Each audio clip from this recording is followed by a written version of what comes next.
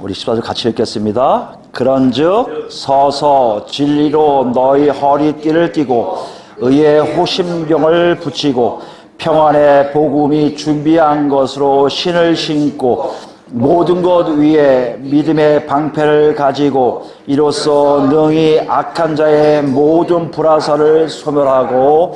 아멘. 지난 시간에 우리가 악한 날에 사탄과 사탄 세력과 싸울 때 반드시 입어야 될 하나님의 전신갑주에 대해서 우리가 알아보기 시작했는데요. 처음이 뭐였죠? 바로 진리의 허리띠였죠. 허리띠는 뭐라고 했습니까? 병사들, 전투하는 병사를 보호하는 장비라고 했고요.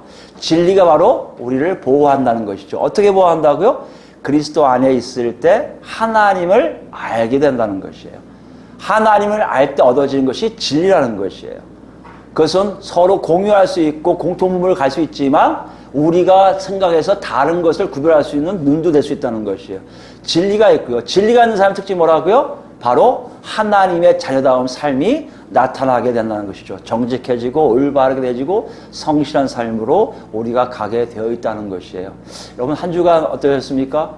하나님 아버지가 정말 여러분 안에서 역사하고 계신 걸 경험하셨습니까? 그 하나님 아버지가 지식적인 게 아니고 교리적인 것이 아니고 현실적으로 바로 내 옆에 있는 가족들처럼 내 옆에 있는 친구들처럼 그렇게 내 안에서 역사하고 계셨습니까? 여러분 어떤 식으로 인도하시던가요? 여러분 자유함을 느끼셨습니까? 실제적으로 살아계신 하나님이 우리에게 그렇게 인도하기 원하고 계시고 있고 실제적으로 그렇게 인도하고 계시다고 바울 사도는 말하고 있습니다. 오늘은 좀 더 나아갑니다. 오늘은 사탄 세력들과 싸우기 위해서 입어야 될 하나님의 전신갑주의 두 번째 모습을 찍었는데요. 그림을 그렸는데 그게 뭐라고요? 14절 후반에 있는 의의 호심경을 붙이고예요. 이게 붙인다는 얘기는 여러분 입는다는 거예요, 원래요. 원래 붙인다는 얘기를 아마 이렇게 가슴에 이렇게 붙이는 걸로 생각해서 붙이다는 번역을 했을 텐데 실제로 뭐라고요? 이렇게 옷을 입다는 거예요. 그러니까 이렇게 입는 과정을 그리는 것이 붙이다는 단어예요. 뭘 입는 거예요? 호심경이에요, 호심경. 호심경은 이게 마음을 보호하는 장비라는 표현으로 한자어를 썼는지 모르겠지만 실제로 가슴 바지입니다. 가슴에다 이렇게 여러분 영화 보시면 알겠지만 로마 군사들이 이거는 반드시 전투할 때만 입어요. 전투할 때만 어떻게 쫙 있으면 장군들이 있으면 와서 부하들이 탁탁 갖춰줄 때 여기 입히는 거 보셨죠? 이게 호심경이에요. 가슴 바지. 이거 어디에? 목에서부터 배까지를 보호하는 거예요. 배서부터 여기까지 뭘 보호했죠? 지난 시간에 허리띠였죠. 그러니까 허리띠와 마찬가지로 이것도 뭐요? 보호하는 장비라고 우리가 볼 수가 있어요. 이 보호하는 장비를 입어야 되는데 이 보호하는 기능을 하는 또 다른 뭐요? 하나님 전신갑주가 뭐라고? 오늘 보니까 뭐라고 있어요? 바로 의의 의로움. 그러니까 이 의로움이 우리에게 있는지 없는지 확인하라고 오늘 본문은 우리에게 말씀하고 있다는 거죠. 의라는 게 뭘까요? 의로움. 의로움이라는 단어가 참 우리가 아는 것 같으면서 참 몰라요. 모르는 것 같으면서 알아요. 그죠? 의라는 게 대체 뭐예요?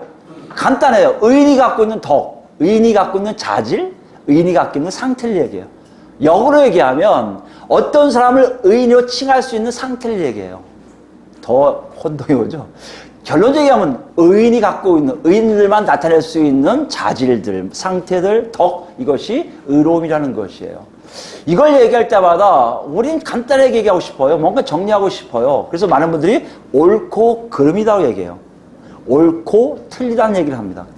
근데 옳고 그름이 요즘 현대사회를 사는 우리가 알겠지만 그렇게 정의하기가 쉽지가 않아요. 얼마 전에 하버드 대학 교수인가요? 그분이? 정확히 모르겠는데 하여튼 TV에, 인터넷으로 한참 유행했죠? 정의란 무엇이냐? 저스티스라는 얘기를 해갖고 강의하는 내용을 봤습니다. 근데 애들이 얘기하는 것과 교수들이 얘기하는 내용이 참 다양할 수가 있겠구나 알 수 있는데 그만큼 정의, 공의, 공정함, 공평함이라고 얘기하는 이 의로움을 정의하기가 그렇게 쉽지가 않다는 거예요. 특히 왜요? 너무 많은 관계적 언어이기 때문에요. 누가 옳고 누가 그른가를 얘기할 수가 없다고 생각할 수 있습니다. 단순하게 얘기해서 어렸을 때부터 배워온 과정, 교통질서를 잘 지키면 되지, 공중도덕을 잘 지키면 되지, 사람들에게 악하게 하지 말고 예의 바르게 하면 되지, 이 정도의 의로운 삶으로 우리가 생각할 수 있다는 것이에요. 그게 간단하게 의의 호신경을 여봐라. 의가 있어야 된다. 그러면 다른 사람들이 잘하면 되겠구나 하고 이해할 수 있겠지만 실제적으로 의로움에 대한 이 단어의 문제가 교회 안에 들어오면 더 심각해진 걸 알 수가 있어요.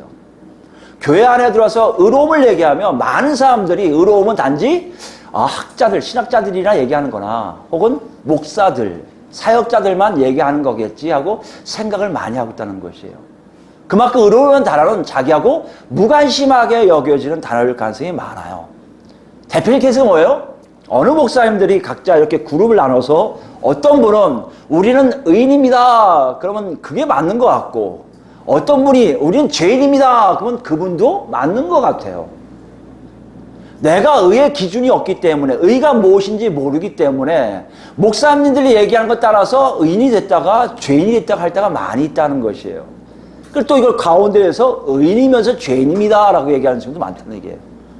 그렇게 어중간하게 얘기했다면 오늘 본문에서 얘기하는 바울 사도가 과연 의의 호심경이라고 얘기했을까? 한번 생각해 보세요. 이게 왜 필요하다고요? 악한 날, 마지막 때 악한 영들의 세력, 마귀와 마귀의 세력들과 싸우기 위해서 나를 보호하기 반드시 필요한 필수품이거든요. 근데 이걸 제대로 알지 못한다면 이것이 있는지 없는지 내가 의로운 건지 아닌지 옳은 건지 그른 건지 이걸 제대로 알지 못하든지 아니 더 나아가서 무관심하다면 어떻게 될까요 여러분? 그 전쟁에 반드시 악의 세력한테 질 가능성이 많이 있다는 거예요. 바울사도 오늘 얘기할 때 뭐예요? 이기라고 호심연립을 했는데 우리를 볼 때는요 사실 의로움에 대한 정의가 그렇게 뚜렷지 않을 뿐만 아니라 의로움을 얘기하려면 그건 나하고 상관없어 하는 무시하는 어떻게 보면 마귀의 괴계, 마귀의 관계에 빠져서 미혹당하고 있는 것이 아닐까 싶을 정도로 너무 무관심한 것을 볼 수 있다는 것이에요. 그럼 어떻게 해결될까요? 한번 생각해 봐야죠. 경종 같아요, 하나님이 우리 지금. 바울사도가 에베소서를 통해서 마지막 끝으로 옛날에 우리 개혁에는 뭐야? 종말로 그러잖아요. 마지막으로 이 뜻 아니에요? 내가 덧붙이고 싶은 말이 있는데 정말 중요한 말이야 이거 아니에요. 중요한데 거기에 진리에 대해서도 지난 시간에 우리 얘기했지만 그렇게 뚜렷하지 못했는데 오늘 의에 대해서도 그렇게 뚜렷하지 못한 것이 있다면 우리 자신 한번 생각해 보세요. 나는 정말 영적 전쟁에서 이길 수 있을까? 그거 어떻게 알죠? 바울사도의 뜻을 우리가 쫓아가 봐야죠. 바울사도가 무엇을 얘기하려는지 알아봐야죠. 근데 문제는 뭐냐? 의의 호심경이라고 의에 대해 부연 설명이 하나도 없어요.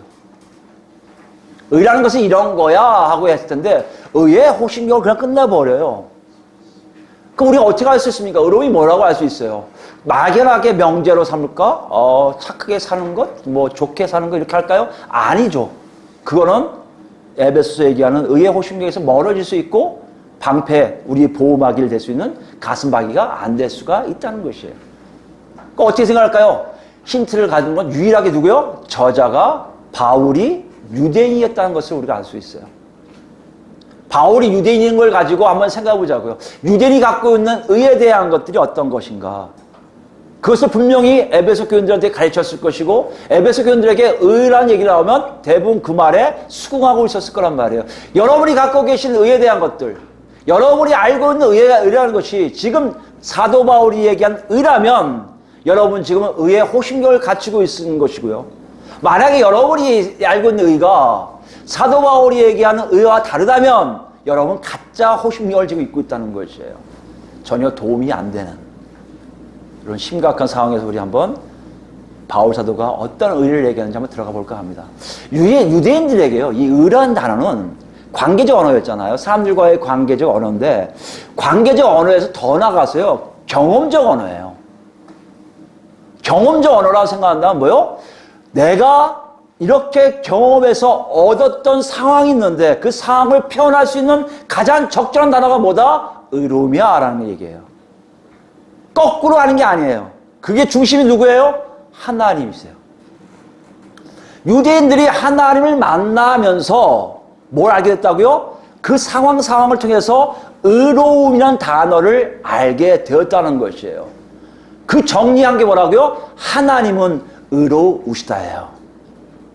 근데 우리는 이걸 거꾸로 생각해요. 하나님은 의로우십니다만 네가 믿어? 믿습니다 하면 된다는 거예요. 명제로 삼으면 된다는 거예요. 아니에요, 여러분. 유대인들은 그렇지가 않아요. 하나님은 의로우시다 하면요, 이 사람들은 맞아, 내가 경험했고 우리 조상들이 경험했고 우리 모두가 경험한 단어고 문장이야, 이런 뜻이에요. 우리 어떻게 배워요? 하나님 의로우신 거 배우세요. 하나님 의로우신 거 알기만 하면 돼요. 아니에요. 그러면 의로움이 뭔지 제대로 이해할 수가 없어요. 이러면서 과연 이들이 어떻게 의로움을 알았는지 그 과정을 한번 쭉 살펴볼까 합니다. 창세기 볼까요? 창세기 12장 가면요, 바울사도는 분명히 아브라함을 알았을 거예요. 그죠? 아브라함의 얘기가 왜요? 아브라함이 바로 이스라엘의 조상이었으니까, 바울사도의 조상이었으니까, 유대인들의 조상이니까.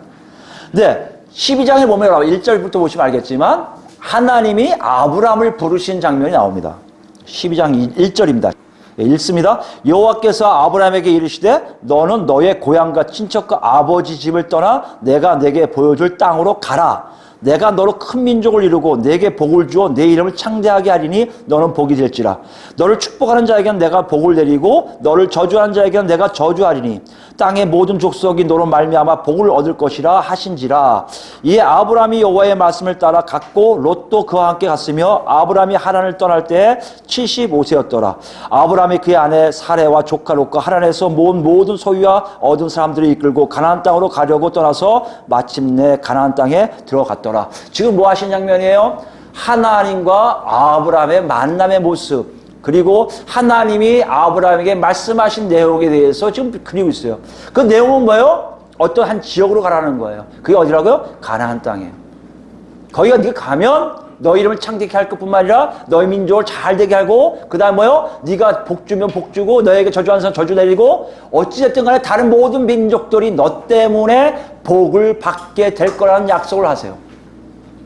이 약속이 얼마큼 정확하게 지켜지는지에 대해서는 아브라함이 그걸 경험해요. 어떤 경험을 할까요? 여러분 알겠지만 가뭄이 들어와요. 가뭄이 들어오니까 가나안 갔다가 잠시 어디로 가요? 애굽 땅으로 가요. 그죠? 애굽 땅으로 갔다가 어떤 일을 합니까? 자기 아내 사레가 너무 예뻐요. 너무 예쁘니까 그 사레 때문에 자기가 죽을 것 같아서 너 내 동생 해라. 하는데 마침 어떤 일을 합니까? 바로가 소문 듣고 그 사레를 자기 아내로 삼으려고 데려와요. 어떤 일을 합니까 지금요? 사례가 없어지면요 자손도 안 나오죠. 그 땅으로 돌아갈 수도 없죠. 이거 자기 이름은 창대케 되는 게 아니라 수치당하는 거예요. 아내를 바로한테 뺏긴 사람, 안 좋게 수치를 당할 수밖에 없죠. 그런데 어떤 일을 합니까? 18절 보실까요? 다시 더 나가세요. 12장 18절이에요. 바로가 아브라함을 불러서 이르되 내가 어찌하여 나에게 이렇게 하냐. 무슨 말이에요? 하나님이 나타나셨거든요. 17절 나옵니다. 여호와께서 아브라함의 아내 사레의 일로 바로와 그 집에 뭐요? 큰 재앙을 내리신지라. 아니 아무것도 모르는 바로가 그냥 누이 동생 데리고 자기 아내 삼으려 데려왔는데 갑자기 하나님이 재앙을 내려버려요.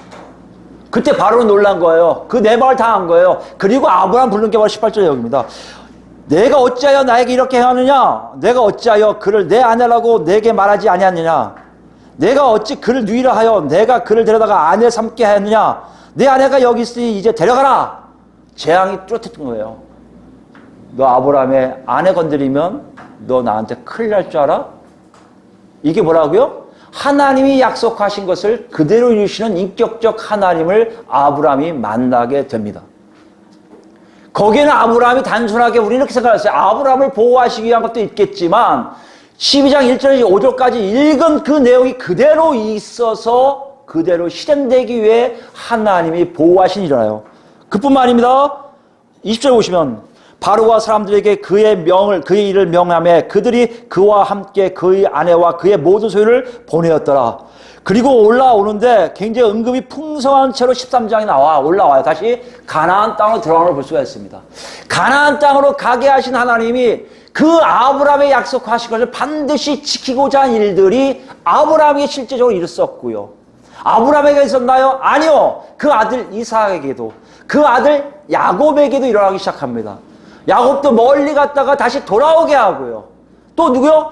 요셉 때문에, 요셉을 통해서 가뭄 들어서 애굽 땅으로 다시 갔던 그 이스라엘의 자손들이 하나님의 뜻에 의해서 다시 어래요? 출애굽해서 가나안 땅으로 돌아오는 과정들을 우리가 역사적으로 보았고요. 유대인들은 더 정확하게 봤을 것이고요.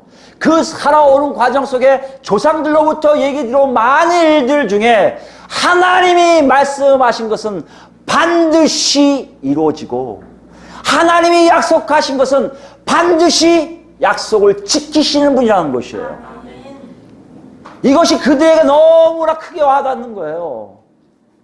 자기들이 뭐라고 신명기 보면요, 하나님이 자기들을 부르신 이유가 단 한 가지예요. 민족 중에 가장 적은 수라, 힘도 못 쓰는 민족이에요.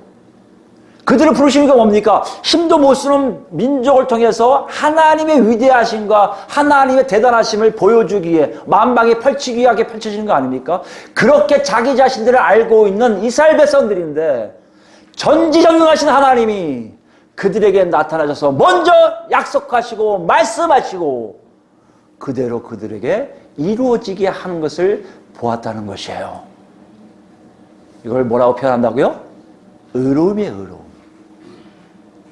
아, 상대방이 나한테 그 사람의 역할에 맞는 것처럼 그대로 일치하는 것으로 행하는 것이 의로운 거구나. 이해되시겠습니까? 그러니까 내가 의로워지라고 어떻게 하는 거예요? 누가 되었든지 간에 나도 상대방이 원하는 기대치에 맞게끔 살아가는 것이 그 사람에게 나는 의로운 존재가 된다는 것을 알기 시작했다는 것이에요. 큰 위기가 와요. 이스라엘 백성들이 무너지고 그 다음에 유대 백성들도 바벨론으로 끌려가는 일이 생깁니다. 하나님께 멀리했던 죄악으로 심판에 의해서 바벨론으로 끌려가니까 바벨론으로 끌려가는 것을 이미 예언하세요. 예언하시면서 그들이 다시 돌아올 것을 예언하신단 말이에요. 왜 돌아올 걸 얘기하십니까? 아브라함에 약속하신 가나안 땅에 복을 준다는 그 말씀이 온전히 하나님 말씀 속에 매어 있기 때문에 그대로 적용하게 하신다는 거예요. 어디 있습니까? 이사야서 43장 볼까요? 이사야서 43장 1절입니다. 선지자를 통해서 말씀하시는 거예요. 나는 누구다는 걸 밝히고 얘기하세요.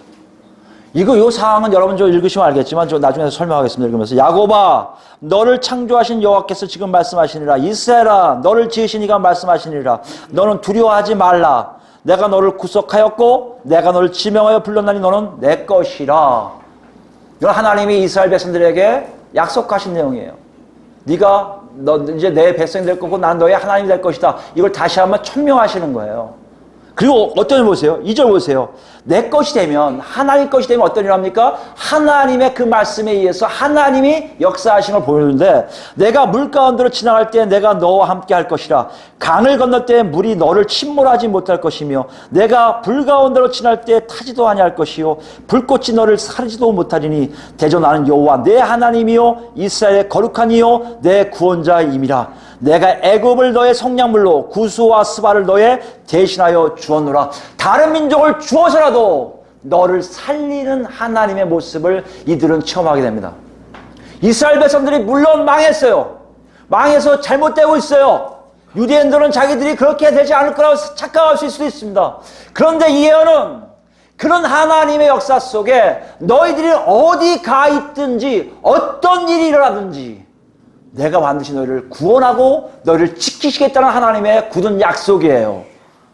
이걸 유대인들이 바벨론에 끌려갈 때 여러분 아마 이걸 믿지 못했을 거예요. 이스라엘 백성들 특히 유대인들은요. 예루살렘 성을 중심으로 사는 유대인들은요. 절대 예루살렘은 하나님의 성이기 때문에 하나님의 성전이 있는 곳이기 때문에 절대 망하지 않을 거라고 생각했단 말이에요. 근데 어떤 일 합니까? 망하게 돼요. 바벨론 침공해갖고 박살내버려요. 그들은 다 뿔뿔이 터질 뿐만 아니라 대단한 애들 다 끌려가기 시작해요. 바벨론으로. 더 이상 예루살렘 근처에 유대인 나라 다윗이란 이름 사라지기 오래가 되는 거예요. 이런 일들이 실제로 유대인들은 경험해요. 그러면서도 이걸 봤을까요? 아니 하나님 물에서 건져주신다면서요. 불에서 막아주신다면서요. 나 사르지 못하게 하신다는 거 아니에요. 그게 어려우신 거지. 바벨론에 끌려가게 하는 게 어려우신 겁니까? 분명히 그런 한탄과 약간의 원망과 약간 하나님께 대들었을 겁니다. 많은 사람들이 그랬을 거예요. 근데 이걸 미리 예언하신 거예요. 6절, 5절 보세요. 두려워하지 말라. 내가 너와 함께 하여 내 자손을 동쪽에서부터 오게 하고 서쪽에서부터 너를 모을 것이며 내가 북쪽에서 이르기를 내놓으라 남쪽에서 이르기를 가두어 두지 말라. 내 아들들을 먼 곳에서 이끌며 내 딸들을 땅끝에서 오게 하며 내 이름으로 불려지는 모든 자 곧 내가 내 영광을 위해 창조한 자를 오게 하라. 그를 내가 지었고 그를 내가 만들었느니라. 다 건져내신 작업을 하겠다고 지금 예언하시는 거예요. 그 사건이 일어나기 전이라고 할 수도 있고요. 많은 진보학자들은 이건 그 위에 섰다고 할지 모르지만 어쨌든 간에 실제전 사건이 그대로 이루어지고 있는 거예요. 그리고는 이러십니다. 10절 보세요. 나 여호와가 말하노라 너희는 나의 증인 나의 종으로 택함을 입었나니 이는 너희가 나를 알고 믿으며 내가 그인 줄 깨닫게 하려 함이라. 무슨 말씀이에요? 하나님이 누구신지 알게 하시려고 바벨론으로 끌려간 건 내버려 두신 게 아니라 하나님의 놀라우심, 하나님의 의로우심, 하나님의 살아계심을 정확하게 알게 하기 위해서 그들에게 허용한 고난이었지만 하나님의 의로우심은 그들을 다 불러 모으셔서 정말 하나님은 살아계시고 하나님은 절대자이시고 하나님은 구원자이심을 만천하에 증거하게 하셨다는 것이에요. 그 증인이 누구다? 바로 너희 유대인이라는 것이에요. 나의 전에 지음을 받은 신이 없었느니라 나의 후에도 없으리라 나 곧 나는 여호와라 나 외에 구원자가 없느니라. 내가 알려주었으며 구원하였으며 보였고 너희 중에 다른 신이 없었나니 그러므로 너희는 나의 증인이요 나는 하나님이라 여호와의 말씀이니라. 여러분 이것이 유대인들에게 박혀있어요. 유대인들에게 의로움은 유대인들에게 의라는 것은 단순하게 명제가 아니에요. 하나님은 의로우신 분이야. 하나님은 그런 분이야가 아니에요. 실제적으로 그들의 역사 속에 그들 삶 속에 하나님 말씀하신 것 하나님이 행하신 모든 것들이 다 전에 얘기하신 것들이라는 것. 그 안에 자기들을 보호하시겠다면 보호하시고요. 그 안에 땅을 주시겠다면 땅을 주시고요. 그 안에 하나님 말씀대로 그대로 이루어진 사건들을 그대로 다 경험한 자가 누구라고요? 유대인이었단 말이에요. 그게 바울 사도예요. 바울 사도가 그걸 얘기했을 거예요. 하나님은 의로우신 분입니다. 의의 호심경을 입으라는 얘기는 하나님을 만나지 않고서는 하나님을 경험하지 않고서는 절대 입을 수 없는 것을 보여주고 있다는 것이에요. 우리는 어떻습니까, 여러분? 우린 지금 하나님 만나고 계십니까?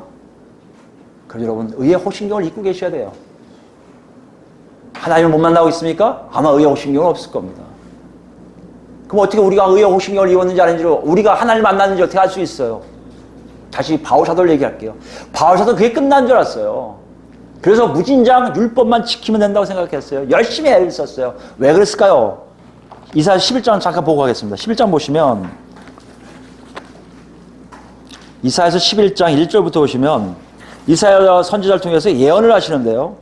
어떤 예언이냐면 잘 아시는 내용이에요. 1절부터 보실까요? 이새의 줄기에서 한 싹이 나며 그 뿌리에서 다윗 한 가지가 나서 결실할 것이요. 이새의 뿌리라는 것, 줄기라는 것은 다윗을 얘기해요. 다윗의 후손 중에 누가 나온다는 얘기예요. 그의 위에 여호와의 영 곧 지혜와 총명의 영이요 모력과 재능의 영이요 지식과 여호와를 경외하는 영이 강림하시리니 그가 여호와를 경외함으로 즐거움을 삼을 것이며 그의 눈에 보이는 대로 심판하지 아니하며 그의 귀에 들리는 대로 판단하지 아니하며 자신이 판단하지 않고 자기 심판하지 않고 오직 뭐요? 공의로 가난한 자를 심판하며 정직으로 세상의 겸손함을 판단할 것이며 그의 입에 막대기로 세상을 치며 그의 입술의 기운으로 악인을 죽일 것이며. 이거 누굴 얘기해요? 메시아야, 메시아. 기름 부은 받은 자가 분명히 나타날 텐데 그 자리에서 통치가 공의를 이루는 통치를 하시겠다는 거예요. 공의가 뭔지를 너희가 알겠다는 거예요. 이제 바벨론 이후의 사람들이 아이고 그래 됐어. 다시 고토로 왔네. 정말 살아계시네. 이걸로 끝날 줄 알았는데 더 나아가세요. 아니야, 너희들에게 메시아를 줄 거야. 그 메시아가 오면 너희는 의로움이 뭔지를 알게 되고 메시아를 알면 너희는 정말 의로운 존재처럼 살게 될 거라는 것이에요. 왜요? 5절입니다. 공의로 그의 허리띠를 삼으며. 여기 공의가 바로 우리가 지금 얘기하는 의의 의. 의로 허리띠를 삼으며 허리띠는 지난 시간에 진실이었잖아요. 그죠? 뒤에 나온 성실이 바로 그 진실 얘기하는 거예요. 여기 아멘이란 뜻이 있어요.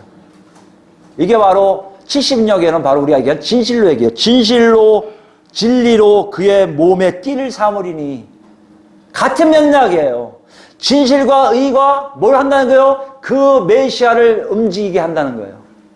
진리와 의밖에 그 사람은 없는 거예요. 그게 바로 메시아예요. 이걸 알고 있는 바울 사도는 뭘 기다렸을까요? 당연히 메시아를 기다렸겠죠. 메시아가 오시면 그 메시아 때문에 우리는 의로운 삶을 살 수 있어. 우리는 의의 호심경 같은 게 필요 없어. 우리는 지금 이렇게 구박받고 있지만, 로마 군사들 위해서 핍박받고 있지만, 이제 그리스도가 오시면, 메시아가 오시면 우린 당당히 살 거라고 생각했던 거예요. 그럼 어떻게 해야 돼? 율법을 지키며 살아야지. 율법을 지키며 사는 게 유대인들의 생각이었어요. 그리고 메시아에 오셔서 이게 그들의 일이었단 말이에요. 그런데 그런 사도 바울이 누굴 만나기 시작합니까? 진짜 메시아를 만나요. 그게 우리하고 똑같은 거예요. 우리는요, 메시아가 이런 일을 할 거라는 것에 대해서 너무 무딜 수밖에 없어요. 왜요? 우리 역사에는 의로움이라는 단어가 그렇게 심하게 형성되어 있지 않아요. 선지국의 논리에 의해서 의로움이 나타나지, 실제적으로 전지에 전능하신 하나님을 통해 나온 의가 우리한테 없었거든요. 유대인인 바울은 그렇지가 않아요. 하나님으로부터 한 의가 자기 자신들에게 있기를 굉장히 사모하는 거예요. 자기 자신들을 덮어주기를 사모하는 거예요. 그건 오직 메시아가 오실 때만이 가능한 것을 알기에 메시아가 오면 하고 있었던 거예요. 그런데 실제적으로 바울 사도는 그 메시아를 만난 후에 그 메시아를 통해서 나온 의가 어떤 것인 걸 대해서 로마서에 잘 기록하고 있습니다. 그것이 여러분과 제가 갖고 있는 의로움이라는 것이에요. 한번 볼까요? 3장이에요. 로마서 3장. 로마서 3장 보면 참 대단한 선언이에요. 사실 3장 9절 보시면 먼저 이걸 얘기해요. 우리는 의인이 아니다라는 걸 선언해요. 우리에게 의가 있을 수 없음을 선언해요. 그게 어떤 거냐? 9절 보세요. 그러면 어떠하냐? 우리는 나으냐? 유대인은 나으냐? 결코 아니다. 유대인이나 헬라인이나 다 죄 아래 있다고 우리가 이미 선언하였노라. 기록된 바 의인은 없나니 하나도 없으며. 유대인도 헬라인도 의인이 없는 것을 언제 알아요? 바울 사도가 예수 그리스도를 만난 후에 정확하게 알게 돼요. 예수 그리스도 없이는 의인이 하나도 없음을 알게 된다는 얘기예요. 예수를 빠진 의가 여러분 있다고요? 유대인들은 그런 생각 안 했는데 유대인들은 그래도 자기들이 율법을 지키기 때문에 의인이라고 착각했단 말이에요. 그런데 예수 그리스도를 만난 사도 바울의 고백은 옛날 시편 기자가 만난 사람이 맞구나. 의인은 하나도 없었구나라고 선언한다는 거예요. 여러분과 저의 과거를 생각하셔야 돼요. 예수 믿기 전의 과거. 나한테 의의가 전혀 없었음을 선언할 수밖에 없다는 거예요. 왜요? 11절이에요. 깨닫는 자도 없고 의가 뭔지 깨닫는지 못해요. 두 번째 뭐요? 하나님을 찾지를 않아요. 그래서 의인이 없다는 거예요. 의인은요, 메시아의 의가 있으면요, 누굴 찾게 된다? 하나님을 찾게 돼요. 뭘 알게 된다? 의인이 뭔지를 알게 돼요. 여러분, 의라는 단어에 대해서 여러분 잘 기억하셔야 돼요. 단어적 의미가 아니에요. 의라는 것은 경험에 의해서 나온 단어예요. 그것을 여러분 찾고 계십니까? 여러분 지금 예수 그리스도를 만나고 계신 거예요. 예수 그리스도를 통해서 하나님을 찾고 있을 겁니다. 여러분 진짜 의로움에 다가가고 있는 거예요. 18절 볼까요? 그들의 눈앞에 하나님을 두려워함이 없느니라. 의인이 아닌 사람들은 하나님을 두려워하지 않아요. 내가 아무리 의롭다고 주장하는 사람들, 난 당당해. 그래서 나 하나님 두렵지 않아. 그 사람은 의인이 아니에요. 여러분, 세상의 눈과 우리의 눈을 달리하신 걸 보시기 바랍니다. 세상 사람들이 얘기한 정의와 공정함과 공평함 속에 당당하게 사는 사람들과 그 안에 예수 그리스도를 통한 하나님을 두려움이 없는 것과 하나님을 알아서 조심스럽게 하나님을 찾아가는 사람들의 모습은 다르다는 것을 분명히 성경은 얘기했고, 그것을 경험한 누구요? 사도 바울이 우리에게 보여줬고, 우리는 실제적으로 그런 삶을 체험했을 것이라고 선포하고 있다는 것이에요. 여러분 정말 그 선포 이게 맞게 체험하고 계십니까? 여러분의 의의가 예수 그리스도를 통해서 하나님을 찾음으로 하나님을 두려워함으로 그 의라는 것이 나한테 있음을 여러분이 알게 된다는 거. 어떻게 가능할까요? 19절부터 얘기해요. 굉장히 아주 웅장한 얘기예요. 원래 3장 19절 얘기가 되게 멋진 얘기거든요. 우리가 알거니와 무릇 율법이 말하는 바는 율법 아래 있는 자에게는 말하는 것이니 이는 모든 이 입을 막고 온 세상으로 하나님의 심판 아래 있게 하려 합니다. 율법의 역할은 하나님의 심판이 있음을 보여주는 거예요. 20절입니다. 그러므로 율법의 행위로 그 앞에 의롭다 하심을 얻을 육체가 없나니 율법은 죄를 깨달음이라. 율법을 통해서 의롭다고 여길 사람이 아무도 없다고 바울 사도는 선언해버려요. 왜요? 시대가 달라졌기 때문에. 메시아가 있을 때는 메시아의 역사를 통해서만 의로움이 있거든요. 절대 율법을 통해 의로움이 없어요. 우리가 열심히 기도하기 때문에, 우리가 열심히 신앙생활하기 때문에, 우리가 무엇인가 지키기 때문에 나는 의롭다? 아니란 얘기예요. 여러분 안에 내가 열심히 신앙생활을 30년, 40년 잘했기 때문에 나 의로운 사람이에요. 이건 여러분 의롭지 않다는 얘기예요. 뭐 때문에 의롭다는 거예요? 그 얘기하는 거예요, 지금. 21절이에요. 이제 율법 외에 율법이 아닌 하나님의 한 의가 나타났으니 율법과 선지자들에게 증거를 받은 것이라. 이미 선지자를 통해서 예언된 거라는 거예요. 곧 누구요? 예수 그리스도를 믿음으로 말미암아 모든 믿는 자에게 미치는 하나님의 은이 차별이 없느니라. 누굴 통해서요? 예수 그리스도를 믿는 거예요. 이게 아까 이사야서 11장에 나온 거와 똑같은 거예요. 기름 부은 바가 왔을 때만이 의로움이 나타나듯이 예수 그리스도를 믿어야만이 율법을 행하는 게 아니라 예수 그리스도를 믿어야만이 의롭다는 얘기는 하나님이 정하신 룰이라는 얘기예요. 하나님 율법이 이제 끝나는 걸 아시기에 아들을 보내신 거란 말이에요, 여러분. 여러분 삶을 잘 보셔야 돼요. 내가 신앙생활을 어떻게 하는지 잘 보셔야 돼요. 내가 예수를 믿기 때문에 내 삶이 바뀌었습니까? 잘하고 계세요. 내가 여러 가지 하기 때문에 난 예수 믿는 걸 착각하고 있다고요? 여러분 잘못하고 있을 수도 있어요. 예수를 믿어야 정확하게 가고 있다는 것이에요. 23절입니다. 모든 사람이 죄를 범하였으며 하나님의 영광에 이르지 못하더니 그리스도 예수 안에 있는 속량으로 말미암아 하나님의 은혜로 값없이 의롭다 하심을 얻은 자 되었느니라. 값없이 뭐요? 의롭다 함을 얻은 자가 됐다고 했어요. 우리가 의로운 자가 아닌데 하나님이 인정해 주시는 거예요. 누구 때문에요? 예수 그리스도 때문에. 왜 예수 그리스도가 의롭다고요? 이미 하나님이 공의로 허리띠를 맨 분이기 때문에, 의로운 자 그 자체이기 때문에. 그래서 우리가 잘 들으시면요, 본문의 10절이 뭡니까? 너희가 강건하기 위해서 어디에 있어라? 주 안으로 들어가라고 얘기하잖아요. 주 안으로 들어가는 게 누구예요? 예수 그리스도 안으로 들어가는 것이고, 예수 그리스도 안으로 들어가는 것은 예수 그리스도를 믿음으로 나도 그와 같이 의로운 존재가 되었음을 증명하는 거란 말이에요. 이거 실제로 하나님이 인정하시는 거예요. 여러분 여기서 의심하는 분 있어요. 내가 예수 그리스도를 믿었는데 내가 어떻게 의로운 자가 돼? 여러분 예수 그리스도를 믿는 것에 대해서 좀 더 알겠지만 예수 그리스도를 믿는 것이 뭔지를 다시 한번 점검하셔야 돼요. 예수 그리스도를 믿었으면 하나님이 나한테 어렵다는 걸 인정하게 되십니까? 내 느낌이 뭡니까? 여러분 지금 예수 그리스도를 잘 믿고 계신 거예요. 정말 잘 믿으신 거예요. 정확하게 믿으신 거예요. 25절 볼까요? 이 예수님을 하나님이 그의 피로써 믿음으로 말미암는 한목제물로 삼으셨으니 이는 하나님께서 길이 참으시기 중에 전에 지은 죄를 간과하심으로 자기의 의로우심을 나타내라 하심이라. 곧 이때에 자기의 의로우심을 나타내서 자기도 의로우시며 또한 예수 믿는 자를 의롭다 하려 하심이라. 뭐 하는 거예요? 죄를 다 사하는 역사. 여러분 이것이 우리에게 있기를 원합니다. 예수 믿는 걸 잘 기억하세요. 나 예수 믿었습니다. 죄가 내 안에 있군요, 없군요. 이 따지는 게 문제가 아니에요, 지금요. 죄가 있고 없고의 문제를 따진다는 것은 뭡니까? 내가 예수를 믿었는지 안 믿는지를 모른다는 얘기예요.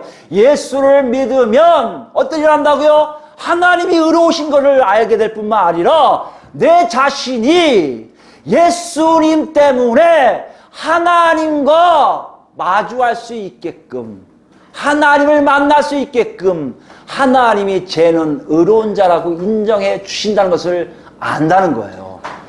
쉽게 얘기하면 뭐라고요? 하나님 아버지를 여러분 만나고 계신다는 얘기예요. 다시 정리하면 이거예요. 예수를 믿어서 의로워진다는 얘기는 의로움이란 경험은 다른 게 아니라 예수 그리스도 때문에 누굴 만나요? 살아계신 하나님 아버지를 만나는 것이고요. 하나님 아버지를 만나니 나도 모르게 어떤 일을 한다고요? 내가 하나님의 자녀로 의로운 자로서 살고 있음을 알게 된다는 것이에요. 여기서 질문이 나오는데 가장 큰 질문이 뭘까요? 그럼요. 어떻게 우리가 예수를 믿는지 알 수 있습니까? 뭐가 예수 믿는 걸까요? 여러분 이 질문을 여러분 항상 하시기 바랍니다. 뭐가 예수를 믿는 거죠? 예수님 말씀을 들어봐야죠. 요한복음 갑시다. 요한 6장이에요. 요한복음 6장 37절 말씀입니다. 아버지께서 내게 주신 자는 하나님 아버지가 예수 그리스도를 통해서 다 주시는 분들은 다 자는 내게로 올 것이요. 보세요. 아버지가 주는 자, 아버지가 야 가라 하는 사람들은 다 어떻게 한다고요? 예수 그리스도께 가요. 이건요 이렇게 생각할 수 있어요. 내가 예수를 믿는다? 예수를 믿는 게 뭐지? 이거 질문이 나올 수가 없다는 거예요. 아, 내가 예수 믿고 있구나 라고 된다는 거예요. 왜요? 내가 예수께 왔기 때문에. 요 간단한 진리에 대해서 여러분 정확하게 이해하시기 바랍니다. 내가 믿어서 내가 선택해서가 아니라 이건 참 희한한 일이에요. 그게 은혜예요. 가게 하셔서 믿게 하신다는 거예요. 이건 뭐 예정론입니까? 뭐 자유주의입니까? 따지다 보면 뭐지만 성경 뭘 얘기하십니까? 하나님의 은혜를 그렇게 하나님 주권하에 얘기하세요. 하나님을 살리고자 한 하나님이 택하신 자들, 이것에 굉장히 강조하는 이유가 뭔지 아십니까? 여러분이 거기 있는지 없는지 확인하라는 것이지 하나님 그런 분이야? 하나님 그렇게 따진다고? 이렇게 생각하시면 안 된다는 얘기예요. 그걸 얘기하려고 예수님이 하신 게 아니에요. 지금 오는 자들, 누구를 얘기하는 거예요? 유대인들 다 자기가 하나님을 믿는다고 착각하고 있거든요. 하나님 믿는다고 착각하고 있으니까 뭐라고 계신가? 니들 정말 하나님 믿어? 그럼 니들 다 나한테 왔을 거야 이거예요. 이게요. 이해되시죠? 어떤 상황인지? 여러분도 마찬가지죠. 내가 예수 믿어서 내가 20년, 30년 교회생활 잘하니까 나 예수 믿겠지. 아니에요. 예수를 만약에 여러분 믿었다면 여러분 어디 가 있다고요? 지금요? 예수께 가 있다는 거예요. 내게 오는 자는 내가 결코 내쫓지 아니하리라. 내가 하늘에서 내려온 것은 내 뜻을 행하려 함이 아니요 나를 보내신 이의 뜻을 행하려 함이라. 나를 보내신 이의 뜻은 내게 주신 자 중에 내가 하나도 잃어버리지 아니하고 마지막 날에 다시 살리는 이것이니라. 여러분 이것을 경험하실 거예요. 예수를 믿고 있다면 분명히 경험할 게 뭔지 아십니까? 내가 딴 길로 가면 분명히 하나님이 잡고 계신 걸 느낄 거예요. 하나님이 잡는 손길이 누구 손길이에요? 예수 그리스도의 손길이에요. 벗어나려면 잡고 있을 거예요. 어디 가니? 누구세요? 나 예수야. 이게 없습니까? 이거 제가 가끔 위험한 말을 많이 했어요 옛날에요. 여러분 혹시 믿음을 한번 체험해 보셨습니까? 한번 오늘서부터 진탕 3일 동안 타락해 보십시오. 하나님이 어떻게 하시는지. 이건 굉장히 죄송한 거예요. 잘못된 거예요. 그러나 그걸 설명하기 위한 거예요.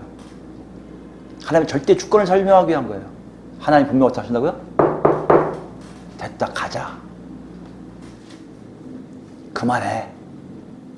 그 음성이 여러분한테 들린다면 여러분 분명히 이런 일을 그대로 하실 거예요. 절대 놓치지 않으세요. 여러분 이 얘기는 달리 얘기할게요. 그럼 내가 지금 왔다 갔다 괜찮나요? 아니에요. 마지막 때에 하나님이 보신 눈에 아무개 쟤는 구원받을 거야 하면 이 사람은 분명히 구원받게 돼 있다는 얘기예요. 그 사람이 벗어나려고도 다시 와요. 언제까지요? 십자가 못 박힌 오른쪽 강도처럼 왼쪽인지 오른쪽인지 정확하지 않지만 나를 나가면 함께해서 기억하세요. 네가 나하고 함께 있을 것이다. 이렇게 얘기 들은 강도처럼 마지막 때라도 하나님을 믿는 작업이 분명히 일어나게 되어 있다는 것이에요. 왜요? 예수 그리스도가 바로 그 일을 하러 오신 분이에요. 여러분이 예수를 믿는다면 여러분 반드시 예수께 지금 나아가고 있다는 것이고 아니 이미 나와 있다는 얘기예요. 타락해도 분명히 붙잡는 역사가 있을 거라는 얘기예요. 40절입니다. 내 아버지 뜻은 아들을 보고 믿는 자마다 영생을 얻는 이것이니라. 마지막 날에 내가 이를 다시 살리라 하시니라. 다시 살린 역사, 생명 있는 역사, 죽지 않고 영원히 하나님과 동행하는 역사를 본다는 거예요. 이걸 더 깊게 얘기한 게 뭐예요? 53절부터예요. 예수를 믿는 것이 먼저 얘기해요. 예수께서 이르시되 내가 진실로 진실로 너에게 이르노니 인자의 살을 먹지 아니하고 인자의 피를 마시지 아니하면 너희 속에 생명이 없느니라. 인자의 살과 피예요. 오늘 성찬식이 연결돼서 얘기하고 있어요. 인자의 살과 피를 먹는 작업이 뭐라고요? 그와 예수 그리스도와 나와 하나됨을 얘기해요. 내가 그분 안에 들어가 볼 얘기예요. 그런 자들에게 뭐가 있다고요? 생명이 있어요. 생명이 있다고 어떻게 한다고요? 하나님을 만나요. 하나님과 동의함이 뭔지 알아요. 하나님 뜻이 뭔지 알아요. 하나님의 인도하심이 뭔지 알아요. 하나님의 계획 속에 내가 어떻게 살아야 될 것을 내 몸을 쳐서 복종하는 삶으로 나오게 되어 있다는 것이에요. 여러분, 이건 현실이에요. 교리 아니에요. 가정 아니에요. 실제적 상황으로 예수 아래 오는 자들, 예수에 동행한 자들은 분명히 그런 삶으로 자기가 가게 되어 있음을 선포하고 있다는 얘기예요. 54절입니다. 내 살을 먹고 내 피를 마신 자는 영생을 가졌고 마지막 날에 내가 그를 다시 살리라. 기억하세요? 예수님의 살을 먹고 예수님의 피를 먹고 있는지를 어떻게 한다고요? 내가 그리스도와 동행하고 있는지, 같은지, 똑같은지, 예수 그리스도를 따라 살려고 하는지, 예수를 본받으려 하려는지, 예수 그리스도가 나의 전부라고 하는지 여러분 삶 속에 있는 점들을 확인하셔야 된다는 얘기예요. 55절입니다. 내 살은 참된 양식이요 내 피는 참된 음료라. 내 살을 먹고 내 피를 마시는 자는 내 안에 거하고, 나오죠? 나도 그 안에 거하나니. 살아계신 아버지께서 나를 보내심에 내가 아버지로 말미암아 사는 것 같이 나를 먹는 그 사람도 나로 말미암아 살리라. 아버지 때문에 예수님이 사는 것처럼 우리는 예수님 때문에 아버지와 같이 동행하는 삶을 살게 된다는 얘기예요. 여러분, 이것을 절대 교리적으로 이해하지 마시고 문자적으로 이해하지 마세요. 현실이에요. 어떻게 적용하면 됩니까? 정말 내가 그렇게 살고 있는지를 확인하는 거예요. 생명이 있는지 보라는 거예요. 생명이 뭡니까? 내가 과거 내 삶은 내 마음대로 살았다면 지금 생명 있는 자는 내 앞에 하나님 계시고요, 내 안에, 내 밖에 그리스도께서 계시고요, 그 다음에 그리스도와 아버지를 정확하게 하려고 내 아래에서 끊임없이 나에게 뭔가를 말씀하시는 성령님이 계시다는 거예요. 아멘. 그런 일이 정말 있습니까? 그게 바로 예수 믿는 거예요. 그런 자는 뭐요? 의롭게 살 수 있는 의의 삶을 살 수가 있는 거고요. 다시 얘기하면요, 의의 호심경을 이미 두르고 있는 자란 얘기예요. 여러분이 알아서 있는 게 아니고 나도 모르게 자연스럽게 들어가 보니 아하 입었구나 외침이라는 것이에요. 성경에 수없이 많은 내용들이 이걸 적고 있습니다. 네가 만약에 호심경을 걸칠 정도의 존재냐, 예수 믿는 게 뭐냐, 이것이 지금서부터 성경 신약에서 계속해서 우리에게 전하고 있다는 얘기예요. 의의 호심경이라는 얘기는 우리에게 낯선 것이 아니라, 우리가 무관심할 게 아니라 실제적으로 내가 신앙생활 하는 거에 가장 근본적으로 진리와 함께 나를 움직이고 있는 놀라운 힘이라는 것이에요. 간단히 한번 더 보면 로마서를 볼게요. 많은데요. 로마서 시간이 없어서 로마서 12장 간단히 보고 끝낼게요. 12장 우리 아는 내용이니까 빨리 볼게요. 12장 1절에서 3절 말씀 볼게요. 그러므로 형제들아, 내가 하나님의 모든 자비하심으로 너희를 권하노니 너희 몸을 하나님이 기뻐하시 거룩한 산제에서 드리라. 이는 너희의 드릴 영적 예배라. 너희는 이 세대를 본받지 말고 오직 마음을 새롭게 함으로 변화를 받아 하나님이 선하시고 기뻐하시고 온전하신 뜻이 무엇인지 분별하도록 하라. 내가 주신 은혜로 말미암아 너희 각 사람에게 말하노니 마땅히 생각할 그 이상의 생각을 품지 말고 오직 하나님께서 각 사람에게 나누어 주신 믿음의 분량대로 지혜롭게 생각하라. 이거 뭘 얘기하는 것 같아요? 우리가 이렇게 살라는 거구나. 아니에요, 여러분. 의가 들어오면, 예수하고 같이 동행하면 내 삶의 방향이 바뀌는 게 뭐라고요? 세상이 아니라 하나님이에요. 하나님의 뜻을 구하려고 했어요. 또 뭐라고요? 그 안에 살 뿐만 아니라 하나님이 나에게 주신 분량이 뭔지를 알아서 그 분량 안에서 만족하며 하나님께 찬양하며 산다는 거예요. 구체적인 것이지, 자족하라나 보다. 내가 이것밖에 못 받았구나. 같이 자족해야지. 그거 아니에요, 여러분. 의라는 것은 정말 우리에게 실제적으로 역사하는 경험적인 단어예요. 하나님을 모르는 자들은 이게 뭔지 몰라요. 예수를 만나지 않아서 뭔지 몰라요. 하나님 나에게 주신 분량이 뭔지 몰라요. 지금 내 믿음의 분량이 뭔지를 착각할 수 있어요. 내 마음대로 살고 싶어요. 그러나 하나님을 알고 있는 자들은 하나님 뜻 안에서 살려고 나를 쳐서 나를 부인하면서 그 안에 들어가는데, 그건 세상과 별개의 삶을 사는 놀라운 삶이라는 것이에요. 그게 의예요. 왜요? 예수님이 그렇게 사셨기 때문에. 아니, 지금도 살아서 그렇게 살고 계시기 때문에요. 로마 14장 7절입니다. 우리 중 누구든지 자기를 위하여 사는 자가 없고 자기를 위하여 죽는 자도 없도다. 이거 믿으세요? 자기를 위해 사는 자도 없고요, 자기를 위해 죽는 자도 없어요. 이게 여러분 안에 사실로 하다면 여러분 의의 호심경을 입고 있는 거예요. 여러분이 아니에요. 왜? 우리가 살아도 주를 위하여 살고 죽어도 주를 위하여 죽나니 그러므로 사나 죽으나 우리가 주의 것이기 때문에요. 여러분이 진정 주의 것, 내가 그 안에 있어서, 그리스도 안에 있어서 하나님의 의가 나한테 왔다면 내 삶의 핵심은 뭡니까? 아까 얘기했던 분량대로 사는 삶이 어떻게 가능하다고요? 내게 아니니까, 내가 주의 것이니까 죽으면 죽는 거고 살면 사는 거란 얘기예요. 나를 위해서 살지 않고 나를 위해서 죽지 않는 얘기는 굉장히 아주 처절한 거예요. 그러나 현실이에요. 9절입니다. 이를 위하여 그리스도께서 죽었다가 다시 살아났으니 곧 죽은 자와 산 자의 주가 되려 하심이라. 아멘. 오늘 부활절에서 우리가 알 수 있는 핵심적인 뭐예요? 내가 정말 주의 것인 것을 알게 하신다는 얘기예요. 오늘 본문을 이렇게 얘기하고 있습니다. 의의 호심경을 입으라 하니까 많은 사람들은 내가 사람들 상대해서 잘 살아야겠구나. 저 사람들에게 이게 물론 포함돼요. 포함 안 되는 거 아닙니다. 뭘 놓치고 있는 거예요? 시작점을 놓치고 있는 거예요.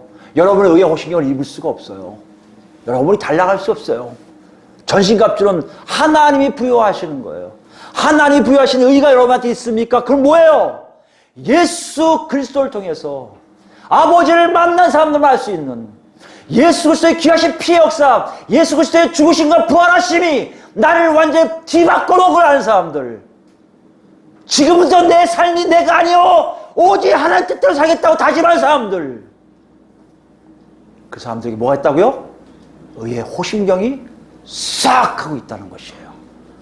아무리 뚫어도 아무리 달려도 끄떡 안 한 삶을 산다는 것이에요. 여러분 마지막으로 정말 마지막입니다. 아까 마지막 말 잘 썼는데 로마서 8장 다시 여러분 잘 아신 내용이에요. 너무 정확하게 얘기하고 있어요. 8장 29절부터 읽습니다. 하나님이 미리 아신 자들로 29절입니다. 8장 그 아들의 형상을 본받게 하기 위하여 미리 정하였으니 이는 그로 많은 형제 중에서 맏아들이 되게 하려 하심이라. 예수님에 대한 겁니다. 또 미리 정하신 그들을 또한 부르시고 부르신 그들을 또한 뭐요? 의롭다 하시고 의롭다 하신 그들을 또한 뭐요? 연합게 하셨니. 하나님을 닮아가는 삶으로 지금 인도하고 계시다는 얘기예요. 뭐부터 시작해요? 부르셨어요. 예수를 믿게 하셨어요. 의롭게 됐습니다. 하나님 뜻대로 사는 것이 내 안에 있으면 다 자연스럽게 나타나요. 이제 뭐가 나온다고요? 영화롭게 되는 단계가 있을 거란 얘기예요. 그런즉 31절입니다. 이 일에 대하여 우리가 무슨 말 하리요? 만일 하나님이 우리를 위하시면 누가 우리를 대적하리요? 자기 아들을 아끼지 아니하시고 우리 모든 사람을 위하여 내주시니가 어찌 그 아들과 함께 모든 것을 우리에게 주시지 아니하겠느냐?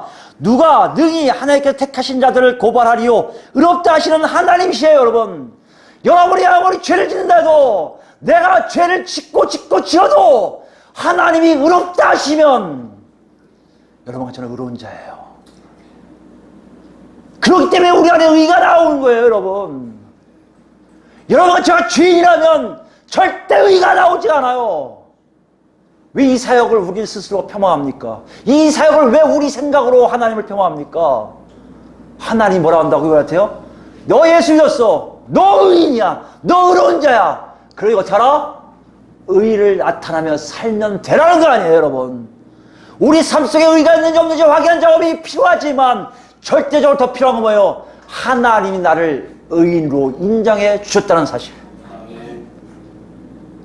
34절 보세요.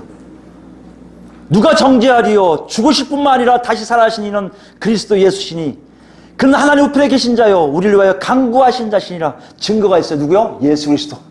오늘 부활하신 우리 예수님을 증거하는 이 날이 바로 그 날이에요. 그 하나님이 옆에 우리를 위해서, 나 박문정을 위해서, 여러분 각자 이름을 위해서 하나님 저놈은 내가 피 흘려 죽게 한 그 자야. 알아 의로운 자, 알아 의로운 자, 알아 의로운 자 이렇게 선포하시는데 누가 저놈 죄 많아요 라고 얘기한단 말이에요, 여러분. 그래서 서 있을 수 있어요. 싸울 수가 있어요. 내 안에 찌질이가 많아도 하나님의 그 인정하심이 나로 하여금 서게 한단 말이에요. 35절입니다. 누가 우리를 그리스도의 사랑에서 끌으리요 환난이나 공고나 박해나 기근이나 적신이나 위험이나 가리랴. 37절입니다. 그러나 이 모든 이가 우리를 사랑하시는 이로 말미암아 우리가 넉넉히 이기느니라. 내가 확신하노니 사망이나 생명이나 천사들이나 권세자들이나 현재일이나 장래일이나 능력이나 높음이나 깊음이나 다른 어떤 피조물이라도 우리를 우리 주 그리스도 예수 안에 있는 하나님의 사랑에서 끊을 수 없으리라. 아멘. 고백이 이런 것 제 안에서 예수를 만남으로 나오는 고백이 원합니다. 안 나온다고요? 놓고 가세요. 오늘 그날의 증거예요. 부활하신 주님, 살아계신 주님이 바로 그 증거예요. 그 증거된 예수님을 만나세요. 만나서 바뀌십시오. 언제 바뀌어야 돼요?